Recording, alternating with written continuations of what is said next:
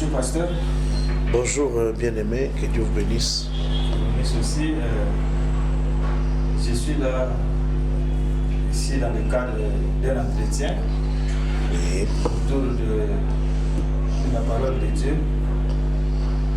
Nous vous suivons souvent à la radio et puis nous avons voulu nous approcher de vous pour avoir un petit entretien avec vous sur la parole que vous prêchez régulièrement.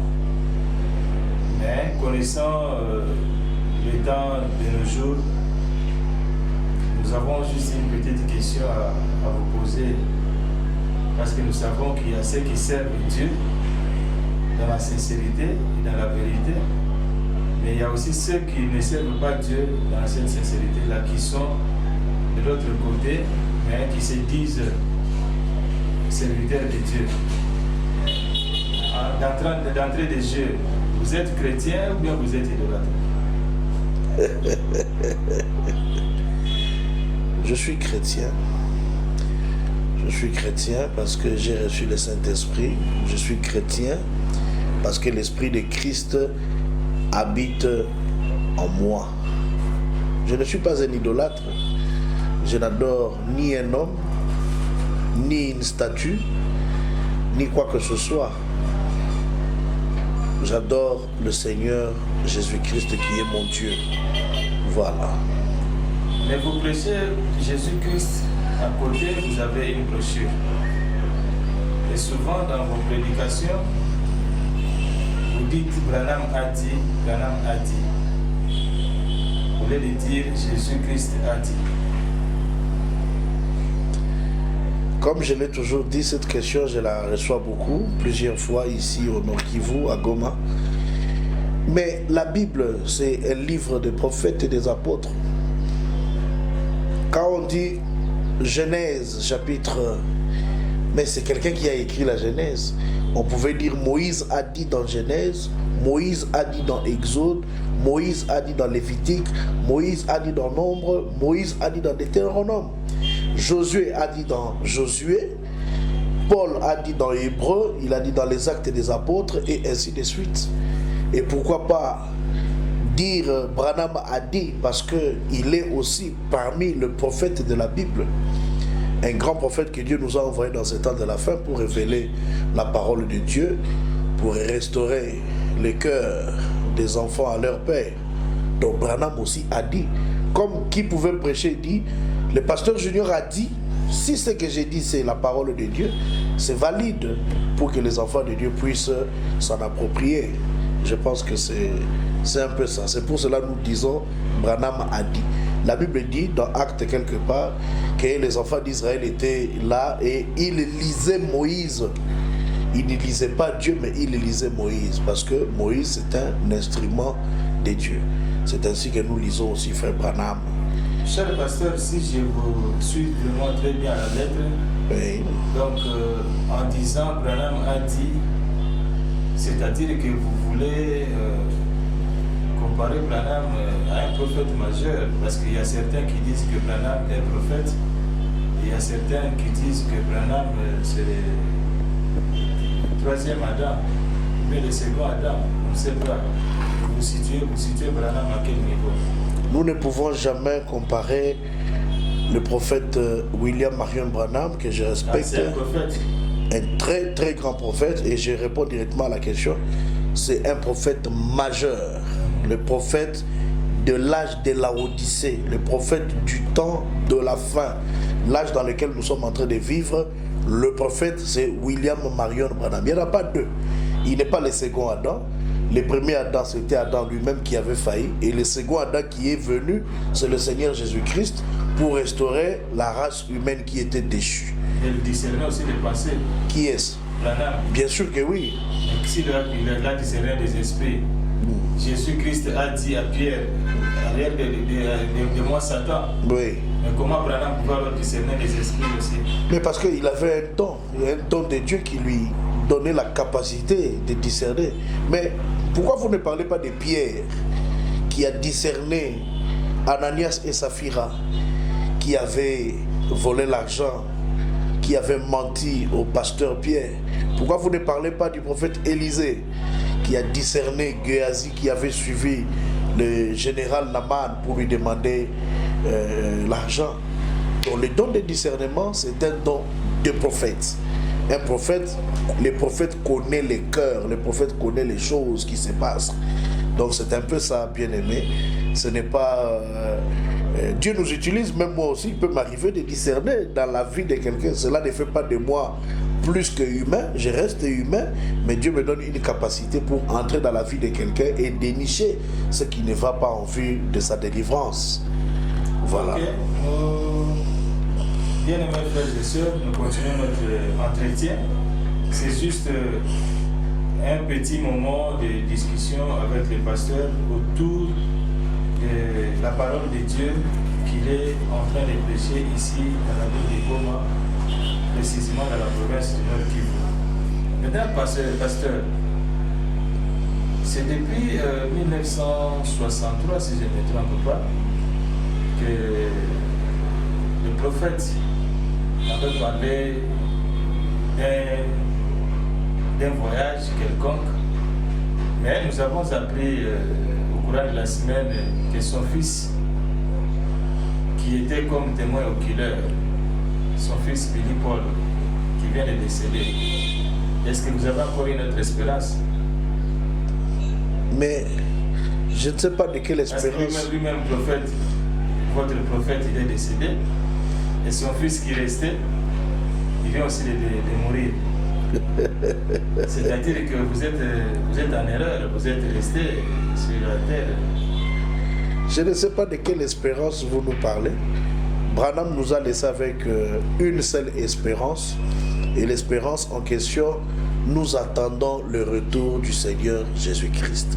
C'est ça l'espoir des enfants de Dieu aujourd'hui, la seconde venue, l'enlèvement que nous attendons.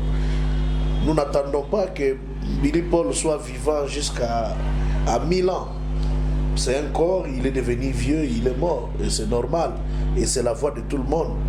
Et le prophète William Branham, après avoir accompli la mission pour laquelle Dieu lui avait envoyé sur la terre, il est aussi mort, c'est normal. Un jour aussi, le pasteur Junior Lise, après avoir accompli sa mission sur la terre, si Jésus tarde à venir, il mourra aussi. Donc la mort n'est pas quelque chose qui nous étonne. Donc c'est dans les plans de Dieu. Voilà, vous nous avez quand même mis du sel dans la bouche. Oui. Parce que c'est lui-même qui avait parlé de l'enlèvement. C'est quoi l'enlèvement? Vous pouvez nous en parler? L'enlèvement d'une manière brève. Mais l'enlèvement, c'est le fait de quitter cette terre ici et d'aller dans l'au-delà, d'aller au ciel, d'aller dans le palais que Jésus est allé préparer pour nous. Comme il l'a dit, je m'en vais vous préparer une place et je reviendrai vous prendre.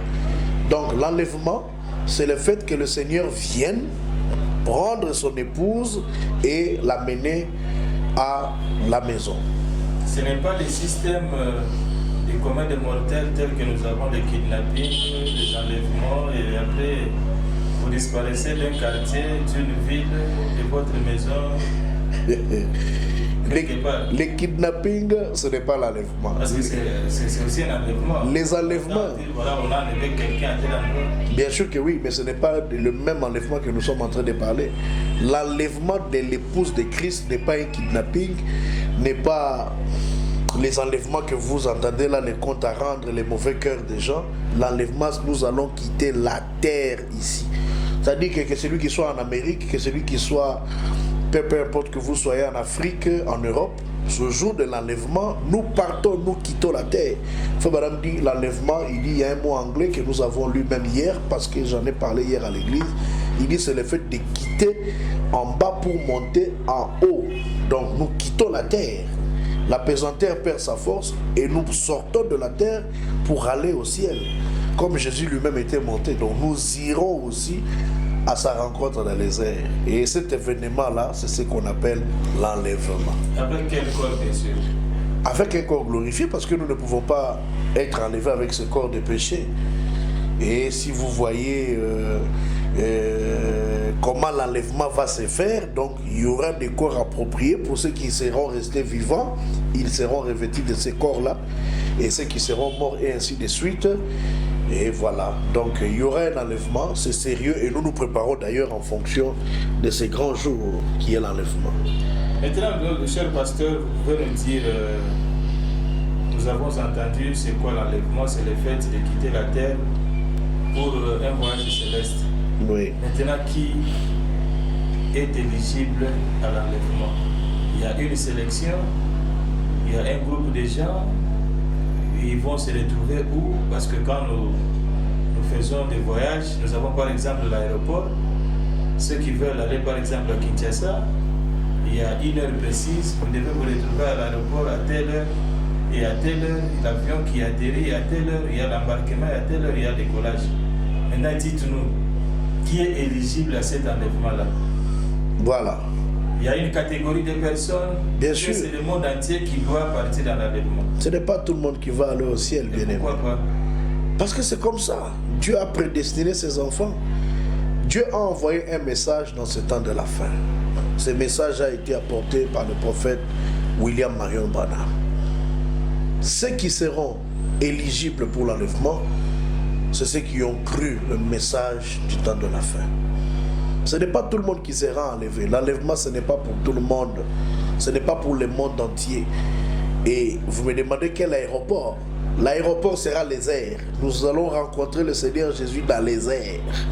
Donc il sera dans les airs et nous allons monter le rencontre. J'ai dit nous parce que par la grâce de Dieu, je serai là. Je suis éligible. J'ai cru au message et le Seigneur, par sa grâce, m'a donné le Saint-Esprit. Ça vaut la caution ou je ne sais pas moi, la porte ouverte pour aller au ciel. Donc tout le monde ne va pas aller au ciel. La Bible en parle. À l'époque de Noé, c'était Noé le prophète. La voie de sauvetage, la voie pour aller au ciel, la voie pour, non pas pour aller au ciel, mais pour être épargné du déluge, il fallait croire au message de Noé. Ceux qui n'ont pas cru au message de Noé n'ont pas été protégés pendant le déluge. Et curieusement parlant, il n'y a qu'une Noé, sa femme, ses enfants et les épouses de ses 3 enfants. 8 personnes qui sont entrées dans l'arche avec les animaux. À l'époque de Moïse, il n'y a eu que 2 personnes qui sont entrées, Josué et Caleb, qui sont entrés dans la terre promise. Et ce qui s'est passé à l'époque, c'est ce qui va se passer aussi au jour de l'enlèvement. Donc ce n'est pas tout le monde qui va aller au ciel. Dieu a ses enfants qui sont prédestinés. Il leur a envoyé un message. Le message du temps de la fin, c'est la voie de sauvetage. La voie pour être épargné des fléaux qui va frapper ce monde. Il faut croire à ce message pour être épargné des fléaux afin de participer à l'enlèvement. Et si vous n'avez pas cru à ce message, comment voulez-vous aller à l'enlèvement? Par quelle voie allez-vous aller à l'enlèvement? Donc c'est impossible. Donc pour aller à l'enlèvement, il faut être dans la catégorie déterminée par Dieu. Et la catégorie déterminée par Dieu, c'est le message du temps de la fin. Être dans le message, vivre le message, devenir le message, et vous êtes éligible en ce moment-là pour participer à l'enlèvement.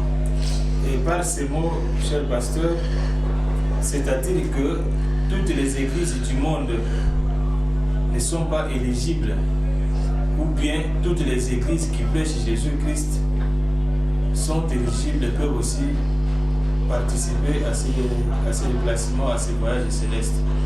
Sinon, pourquoi? D'ailleurs, Jésus-Christ ne viendra pas enlever les églises.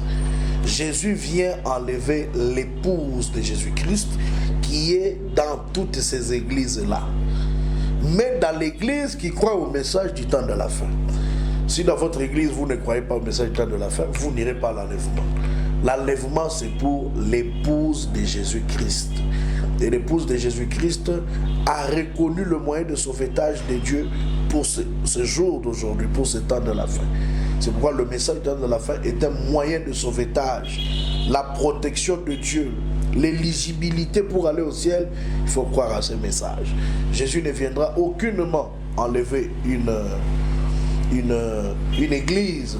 Jésus-Christ viendra enlever sa parole. Or, la parole de Dieu pour ce temps de la fin, c'est le message du temps de la fin. Jésus-Christ viendra enlever ceux qui sont devenus la parole. Voilà les gens qui sont éligibles. Jésus-Christ ne viendra pas enlever Lys de la vallée tabernacle. Jésus-Christ ne viendra pas enlever Branham tabernacle. Jésus-Christ ne viendra pas enlever Sepak, Sebeka. Jésus vient enlever son épouse. L'église qui est sortie des choses du monde, qui a été appelée à sortir et qui a vécu la vie de la parole de Dieu. Et voilà, ce sont ces gens-là qui vont aller au ciel. Voilà. Bien-aimés frères et sœurs, chers messieurs et dames, toujours dans notre cadre d'entretien avec le pasteur du Seigneur, Lys, nous cheminons petit à petit avec nos questions vers la fin. Mais ce qui a à retenir, c'est ce que le pasteur est en train de nous expliquer par rapport à l'enlèvement. Il nous a dit c'est quoi l'enlèvement dans un terme clair et simple. Et il vient de nous dire aussi qui est éligible à cet enlèvement-là. Ce n'est pas les kidnappings que nous connaissons, ça et là, les enlèvements, quelqu'un qui est chez lui à la maison, on vient par des bandits, on les prend, on va avec, et parler de ça comme si c'était l'enlèvement sur le plan spirituel. Mais, cher pasteur, pour atteindre cet enlèvement-là, quelles sont les étapes? Comment savoir que l'enlèvement a eu lieu? Parce que si vous voyez bien dans notre Bible, je crois que Thessaloniciens en a parlé. Donc selon vous, selon ce que Branham a prêché et ce que la Bible nous dit, est-ce qu'il y a quand même un lien de causalité? Bien sûr que il y a des étapes à suivre. Bien sûr que oui. Tout est dans la Bible. La Bible dit comme vous venez de le dire, 1 Thessaloniciens chapitre 4, à partir du verset 13. La Bible dit, nous ne voulons pas, frères, que vous soyez dans l'ignorance au sujet de ceux qui dorment. Cela veut dire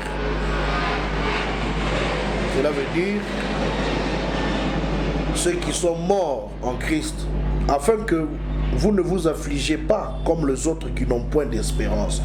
C'est pour cela tout à l'heure je vous ai parlé de l'espoir qui nous reste, c'est ça. Nous attendons le retour du Seigneur Jésus. Jésus-Christ viendra. Et quand Jésus vient, il vient pour enlever son épouse. C'est ainsi que nous parlons de la seconde venue du Seigneur Jésus et nous la lions à l'enlèvement. La Bible continue, elle dit au verset 14, car si nous croyons que Jésus est mort et qu'il est ressuscité, croyons aussi que Dieu ramènera par Jésus et avec lui ceux qui sont morts. C'est pourquoi je vous ai dit et j'insiste que l'enlèvement, ce n'est pas pour tout le monde. Ici, nous parlons de ceux qui dorment, ceux qui sont morts en Christ. Voilà ceux qui seront ressuscités ce jour-là. Voici en effet ce que nous vous déclarons d'après la parole du Seigneur. Pas selon ce que Branham a pensé ou a rêvé, mais Branham a répété seulement ce que la Bible a dit. Et ici, c'est l'apôtre Paul qui parle du cycle de l'enlèvement. Comment l'enlèvement se passera? Qu'est-ce qui va se passer avant que le Seigneur ou pendant que le Seigneur Jésus est en train de venir? Voilà. Il dit, nous d'abord les vivants, nous qui serons vivants pour l'avènement du Seigneur, en train d'attendre le retour du Seigneur, nous ne dévancerons pas ceux qui sont morts. Cela veut dire, nous on ne sera pas enlevés avant ceux qui sont en train de dormir dans les tombes ici qu'on a enterrés, nos bien-aimés frères et sœurs, frère Billy Paul, sœur Miezi Baruti, frère Jeff Kaninda, son épouse, Papa Désiré, et tous ceux qui sont morts en Christ que nous connaissons. Nous qui serons restés vivants au moment de l'apparition du Seigneur Jésus, nous n'allons pas les dévancer. Alors, qu'est-ce qui va se passer? Le Seigneur Jésus lui-même a un signal donné. Voilà. Et frère Branham, en lisant cela, a lu la traduction d'Arby, la version d'Arby qui dit, car le Seigneur lui-même a un cri de commandement, ou au cri de commandement, à la voix d'un archange et au son de la trompette du ciel, au son de la trompette des dieux, descendra du ciel, voilà, et les morts en Christ ressusciteront premièrement. Donc, avant la venue du Seigneur Jésus, il y a 3 choses qui vont se passer. La première des choses, c'est le cri de commandement. C'est quoi le cri de commandement? Le cri de commandement, c'est un cri au rassemblement. Le cri de commandement, c'est le cri au rassemblement. C'est un message qui sera en train de rassembler l'épouse. Un cri qui sera semblable à ce qui est dans le cœur des gens, et les gens là qui sont prédestinés à reconnaître ces cris particuliers qui se feront entendre dans les derniers jours, dans les temps de la fin. Ces gens reconnaîtront ces cris particuliers, et ces cris-là, ce n'est rien d'autre que le message du temps de la fin prêché par le prophète William Branham. C'est ça qu'on appelle le cri de commandement. Le cri de commandement, c'est un message au rassemblement, un cri. Venez, voici le l'époux, allez à sa rencontre. Quelque chose qui réveille l'épouse du temps de la fin à se réunir autour de la parole afin de se préparer pour la seconde venue ou l'enlèvement. Frère Branham me dit, par là, il dit, en 1933, alors qu'il était en train de baptiser, il y a un message fort qui est sorti du ciel. De même que j'ai envoyé Jean-Baptiste avec un message, je t'envoie avec un message pour préparer ma seconde venue. Donc le cri de commandement sera un message, sera aussi un messager, parce qu'on ne peut pas dissocier le message d'avec son messager. Voilà le cri de commandement, un message rassembleur, un message qui appelle l'épouse à se regrouper, à se réunir, à se rassembler autour de la parole. Mais ce n'est pas fini. Ça, c'est le cri de commandement. Maintenant, à la voix de l'archange, que vient faire la voix de l'archange ici? La voix de l'archange, c'est la même voix qui a crié lorsque Lazare était mort. La voix qui a dit Lazare sort dans Jean 11. C'est ça la voix de l'archange. La voix des chefs des anges. La voix qui a ressuscité même le Seigneur Jésus-Christ lui-même d'entre les morts. Cette voix va crier pour que ceux qui dorment, ceux qui sont morts en Christ, la deuxième étape, et aussi seront ressuscités. Donc la première des choses, nous nous rassemblons, le cri de commandement. La deuxième des choses, les morts en Christ vont ressusciter. Ils vont entendre la voix de l'archange. Et cette voix va leur ramener à la vie. Nous allons constater ça. Nous qui serons vivants, réunis, rassemblés au cri de commandement, nous reconnaîtrons, nous verrons ceux qui sont morts en Christ, quelques-uns d'entre eux, selon la manière dont nous les avons connus, ils vont ressusciter premièrement. Ensuite, il y a ce qu'on appelle, en dernier lieu, le son de la trompette de Dieu. Le son de la trompette, c'est encore une autre voix, un autre signal qui nous appelle l'époux avec son épouse de venir à la fête des noces, au souper des noces, à la fête des mariages, le lien entre l'époux et son épouse. C'est ça ce qu'on appelle le son de la trompette. Donc, si vous ne croyez pas au message, ce que j'ai dit ici sera comme du charabia pour vous, parce que vous ne pouvez pas comprendre ça. Il faut qu'il y ait un prophète. Si moi j'ai appris ça, je n'ai pas fait la magie, c'est parce que j'ai reçu un prophète à qui Dieu a donné la révélation de cette parole, et j'ai cru, et voilà que j'enseigne aussi aux enfants de Dieu pour qu'eux aussi à leur tour comprennent les cycles de l'enlèvement. Donc, nous qui sommes vivants, voilà maintenant là que nous sommes dans le cri du commandement. Très bientôt, nous allons remarquer, nous allons constater les morts en Christ être ressuscités. Et puis en un clin d'œil, comme nous n'allons pas nous voyager ou être enlevés avec ces corps, en un clin d'œil, notre corps aussi sera translaté. Notre corps sera changé et nous irons à la rencontre du Seigneur dans les airs. Et la Bible le dit. Car le Seigneur lui-même à un signal donné, j'ai expliqué, c'est le cri de commandement, à la voix d'un archange et au son de la trompette de Dieu, descendra du ciel et les morts en Christ ressusciteront premièrement. Le verset 17. Ensuite, donc après que le mort en Christ soit ressuscité, nous les vivants qui serons restés, nous serons tous ensemble enlevés avec eux. Avec qui? Avec les morts qui dormaient et qui ont entendu la voix de l'archange et qui sont ressuscités. Et d'ailleurs, pour qu'ils ressuscitent, ils ne ressusciteront plus avec leur corps, ils auront un corps glorifié, un corps qui peut apparaître et disparaître, comme le corps que Jésus avait quand il était ressuscité. Il pouvait apparaître, il pouvait disparaître. Donc ils auront ces corps-là. Mais nous qui serons restés, nous tous ensemble, nous serons enlevés avec eux sur les nuées à la rencontre du Seigneur dans les airs.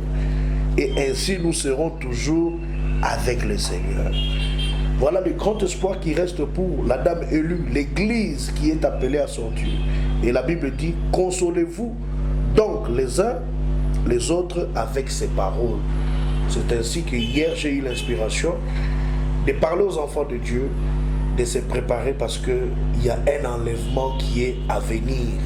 Jésus-Christ va revenir, prendre son Église, prendre son épouse et partir avec dans la félicité, dans l'enlèvement, dans les palais il est parti préparer pour nous, comme il a dit, qu'il reviendra nous prendre afin que là où lui il habite, que nous habitons aussi ensemble avec lui. Voilà un peu les cycles ou les étapes qui vont intervenir pendant que l'enlèvement sera en train de venir. Voilà. En tout cas, cher pasteur, nous sommes émerveillés par les explications telles que vous les avez données. Alors je pense que, bien-aimés frères et sœurs, vous qui avez suivi, vous qui suivez alors cet entretien, comprenez que le pasteur s'est étalé à expliquer les étapes qui peuvent amener un chrétien ou l'épouse à comprendre que nous sommes déjà pendant ce temps-là de l'enlèvement. C'est-à-dire, il y a d'abord ce que le pasteur vient de dire comme l'écrit du commandement. Alors, toute personne qui a suivi ces cris-là, pasteur, nous pouvons faire un lien de causalité entre les 10 vierges. Il y en avait 5 qui étaient sages, dont a parlé la Bible, avec les 5 qui étaient folles. Donc on peut donner un exemple d'écrit de commandement comme celui qui avait été donné dans la Bible. Bien sûr que oui, dans Matthieu chapitre 25, c'est ce qui est dit, c'est ça l'illustration de l'enlèvement. Il y a des catégories, c'est pourquoi je vous ai dit que l'enlèvement ce n'est pas pour tout le monde. Vous allez voir que dans les 10 vierges, il y a une catégorie qui était prête et une autre ne l'était pas. La Bible dit, alors le royaume des cieux sera semblable à 10 vierges qui, ayant pris leur lampe, c'est la parole de Dieu, allèrent à la rencontre de l'époux. 5 d'entre elles étaient folles et 5 sages. Les folles, en prenant leur lampe, ne prirent point d'huile avec elles, mais les sages prirent avec leur lampe de l'huile dans des vases. L'huile représente le Saint-Esprit. La Bible dit, comme l'époux tardait, tout s'assoupir. C'est ce qui se passe aujourd'hui. Et n'oubliez pas, j'avais dit même hier à l'église qu'il y aura des moqueurs. Des gens qui diront, mais depuis qu'il a dit qu'il reviendra, depuis qu'il a dit, voilà tous les signes, mais il ne vient toujours pas, depuis que nos pères ont dit et ils sont morts. C'est pourquoi nous avons même posé la première question entre les frères Branham avec son fils, pour parler maintenant de ceux qui se moquent, qui disent que bon, voilà, son fils vient de décéder. Est-ce que l'enlèvement a déjà eu lieu? Parce qu'il y a certains qui disent que l'enlèvement avait déjà eu lieu. Frère, je ne sais pas. Ils sont encore sur la surface de la terre, ils ont des églises, mais ils nous disent déjà que l'enlèvement a déjà eu lieu. Donc vous venez de me donner la réponse, parce que vous avez dit. Comment vous pouvez dire que l'enlèvement, comment vous pouvez dire que j'ai déplacé ma radio Motorola, mais je la vois là, mais vous dites que vous l'avez déplacée, mais quand moi je regarde, elle est toujours là. Donc elle n'a pas été déplacée. L'enlèvement n'a pas encore eu lieu. Nous attendons l'enlèvement. nous attendons le retour du Seigneur. Nous allons le voir, nous serons enlevés dans les airs à la rencontre du Seignur Jésus. Donc les moqueurs seront toujours là. Et c'est ce que la Bible dit, comme nous étions en train de lire. Comme le pouls tardait, comme on a prêché l'enlèvement, Paul attendait l'enlèvement comme si l'enlèvement venait le jour suivant quand il parlait. Pierre parlait de l'enlèvement comme si le Seigneur venait demain quand il parlait. Mais vous allez... Frère Branham a parlé de l'enlèvement comme si ça venait à la minute suivante. Mais l'espoir du chrétien, il meurt avec cet espoir que Jésus reviendra. C'est pourquoi Branham a dit, même si vous me coupez en morceaux et que vous m'enterrez n'importe où, mais quand Jésus paraîtra, je le verrai, je ressusciterai. Comme le pouls tardait, c'est ça là, le problème aujourd'hui, mon bien-aimé. Comme le pouls tarde, comme le Seigneur Jésus n'est pas arrivé, il y a des gens qui ont prêché le Seigneur revient, le Seigneur revient. Bon, il ne revient pas depuis qu'il a dit qu'il va revenir. Jusqu'aujourd'hui, les choses, c'est la même chose, tout ça. Et c'est le Seigneur qui fait qu'il en soit ainsi. Toutes s'assoupirent et s'endormirent, et les vierges folles et les vierges sages. Maintenant, au milieu de la nuit, on cria, voici l'époux. Il vient pendant que l'église est distraite, parce que les femmes dans la Bible représentent toujours l'église. Maintenant, pendant que toutes s'endorment, fatiguent, mais n'oubliez pas, il y avait une catégorie, c'est pourquoi je vous ai dit et j'insiste, que l'enlèvement, ce n'est pas pour tout le monde. Ok, je comprends maintenant. Elles étaient 10, mais toutes ne sont pas parties. Et si vous suivez l'histoire, au milieu de la nuit, on cria. Donc le pouls maintenant arrive. Quand elles ne s'y attendaient pas, le pouls apparaît. Il apparaît. Voici le pouls aller à sa rencontre. La Bible dit quoi? Toutes ces vierges, toutes les 10 se réveillèrent et préparaient leur lampe. Elles connaissaient la parole. Elles savaient que le baptême c'était au nom de Jésus. Elles savaient que Jésus reviendra parce qu'elles attendaient. J'ai dit que l'enlèvement ce n'est pas pour tout le monde. Même ceux qui vont rester, ils attendent aussi le Seigneur Jésus. Mais la contrainte est qu'ils n'iront pas à l'enlèvement parce qu'ils ne sont pas dans le programme de l'époux. Alors, tout le monde s'est préparé. Les folles dirent aux sages, écoutez maintenant, donnez-nous de votre huile, car nos lampes s'éteignent. Les sages répondirent, non, il n'y en aura pas assez pour nous et pour vous. Allez plutôt chez ceux qui en vendent, c'est qui les prédicateurs. Allez chez les pasteurs qui donnent cette huile-là, qui imposent les mains pour recevoir le Saint-Esprit. Là, le travail des pasteurs, c'était fini parce que même si elles allaient acheter en ce moment-là, à leur retour, l'époux ne serait plus là. Allez là-bas, c'est chez ceux qui en vendent. Nous aussi, on a acheté. Nous aussi, on a fait des sacrifices pour avoir le Saint-Esprit. Allez là-bas chercher pour vous. Pendant qu'elles allaient en acheter, l'époux arriva. Celles qui étaient prêtes entrèrent avec lui dans la salle de noces et la porte fut fermée. Plus tard, les autres vierges vinrent. N'oubliez pas, elles étaient vierges. Elles étaient pures, donc c'était des églises. Et dirent, Seigneur, Seigneur, ouvre-nous. Mais il répondit, je vous le dis en vérité, je ne vous connais pas. Et la Bible dit, veillez donc, puisque vous ne savez ni le jour, ni l'heure. Voilà. Donc il doit y avoir quelqu'un qui doit crier. Le cri de commandement doit se faire par un messager. Il doit crier. Le messager il ne crie pas venez me voir, il dit il nous présente quelqu'un. Voici le pouls. Donc un message interpellateur, un message rassembleur. Attention, voici le pouls. Il doit y avoir quelqu'un. Et cette personne qui a crié dans ces temps d'obscurité dans lequel nous vivons, dans ces temps de minuit dans lequel nous sommes, c'est le prophète William Branham. C'est son message qui crie voici le pouls. Parce que son message nous montre Jésus, nous dit que le Seigneur Jésus revient bientôt. Si vous lisez dans la prédication un homme qui fuit la face de l'Éternel, Frère Branham dit le message c'est de dire aux gens que Jésus revient bientôt. Voilà le cri des commandements. C'est clair. Le message oui.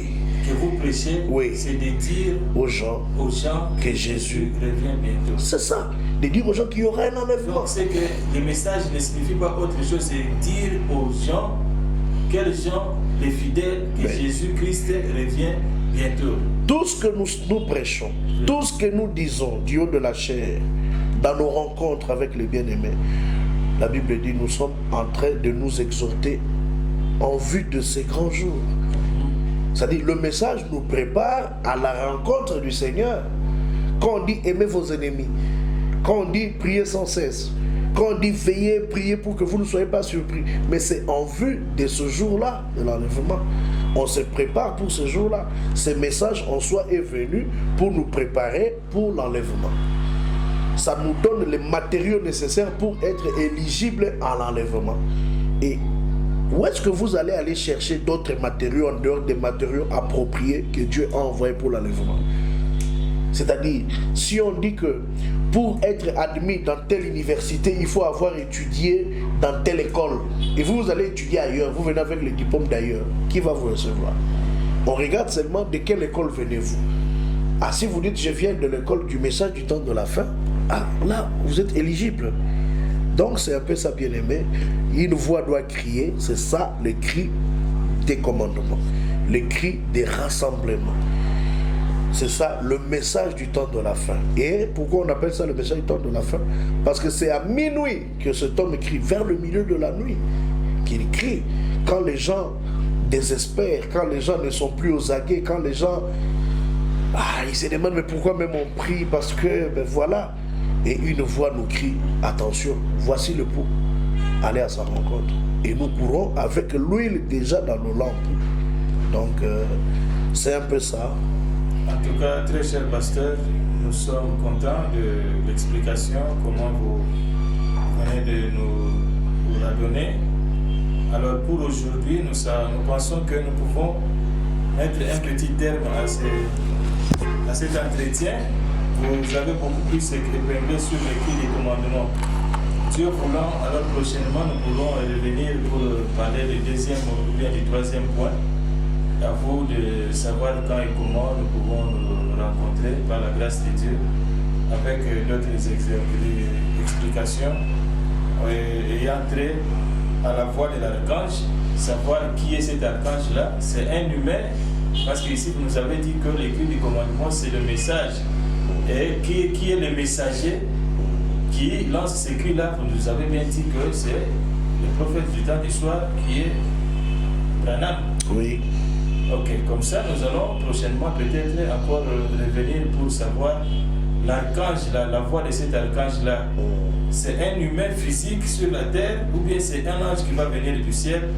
Et ainsi de suite, nous allons terminer par le troisième point. Je ne sais pas si vous avez un petit résumé, un condensé de tout ce que nous avons dit comme un mot de revoir. Parce que ce n'est pas un mot de la fin. Le mot de la fin, c'est lorsqu'on va quitter la terre. Ou les jours qu'on va partir dans l'enlèvement. Préparons-nous pour ce grand événement qui n'est plus loin. Le Seigneur Jésus revient bientôt. L'enlèvement est sur le point d'arriver. Tous les signes sont vraiment visibles.